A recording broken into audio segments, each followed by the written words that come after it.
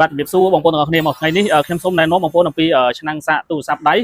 ដែលបងពិបាកសម្រេចចិត្តថាទិញទៅខ្លាចខុសហ្នឹងបងប្អូនអាចមើលវីដេអូនេះគឺចំណេញហើយពួកយើងមានឆ្នាំងសាកល្បឿនលឿនពីរប្រភេទណែនាំជូនបងប្អូនណាហើយប្រភេទទី1ជាប្រភេទ45វ៉ាត់បងប្អូន45វ៉ាត់គឺកម្លាំងសាករបស់វាគឺពេញល្អ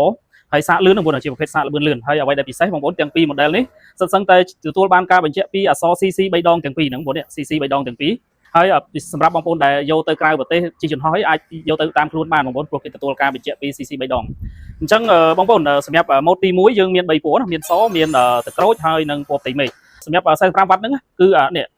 គេមកជាមួយនឹងដូចរបស់គេហ្នឹងគឺបាត់បានបងប្អូនសួរកាន់មែនទែនតូចល្មមសួរដាក់តាមខ្លួនហើយបងប្អូនប្រើយូរទៅនេះអត់ក្តៅទេបងដុំសាកហ្នឹងព្រោះខ្ញុំតេស្តអស់ហើយបងវាអត់ក្តៅថ្មអត់ក្តៅឆ្នាំងសាកដុំសាកហ្នឹងទេបងប្អូនម៉ូតមួយទៀតគឺ65វ៉ាត់ model 65វ៉ាត់ហ្នឹងគឺវ៉ាត់វាក៏ពេញល្អដែរហើយមួយនេះបងប្អូនអាចយកទៅសាកមិនថាទូរស័ព្ទដៃ tablet ឬក៏កុំព្យូទ័រប្រភេទ MacBook អីក៏សាកបានដូចគ្នាបងប្អូនណាកម្លាំងវាពេញល្អហើយសាកទូរស័ព្ទដៃគឺលឿនមែនទែនបងឆាប់ពេញហើយធានាអត់ងាយក្តៅដុំសាកឬក៏អត់ងាយធ្វើឲ្យទូរស័ព្ទដៃយើងក្តៅទេបងប្អូនសម្រាប់បងប្អូនដែលបានទស្សនាវីដេអូនេះបងប្អូនយើងមានការបញ្ចុះតម្លៃ 50% គ្រប់ម៉ូតហ្នឹងហើយបងប្អូនទិញទៅគឺយើងមានថែមខ្សែឲ្យមួយបងប្អូនបើបងប្អូនប្រើជាប្រភេទទូរស័ព្ទដៃដូចជា Samsung ដែលប្រើក្បាល Type C យើងថែម Type C ឲ្យតែបើសិនជាបងប្អូនប្រើទូរស័ព្ទដៃ iPhone 14 Pro Max ចុះយើងថែមក្បាល iPhone ណាក្បាល Lightning ឲ្យណាបងប្អូនអញ្ចឹងប្រញាប់ឡើងបងប្អូនការបញ្ចុះតម្លៃនឹងថែមជូនខ្សែហើយ free សេវាដឹកហ្នឹងគឺយើងមានមិនច្រើននោះទេហើយអ្វីដែលពិសេសបើបងប្អូនខ្លាចអត់ទុកចិត្តបងប្អូនអាចមកទីតាំងផ្ទាល់ក៏បានដែរ